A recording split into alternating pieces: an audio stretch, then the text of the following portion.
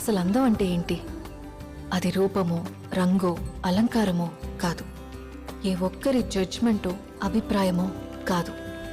ఒక కవి వర్ణనో, చిత్రకారుడి బొమ్మో కాదు. మరేంటది? అందమంటే గుణం. అమ్మాయినయుండి చెప్తున్నా, I don't want people to call me beautiful.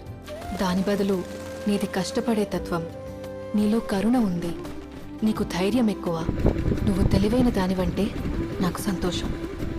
Address us by our qualities. MS Subbulakshmi అంటే భక్తి, అందం కాదు.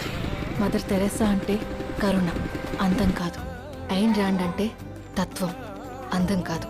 సరస్వతి అంటే విద్య, దుర్గా అంటే ధైర్యం, గౌరీ అంటే తపస్సు, లక్ష్మి అంటే శుభం.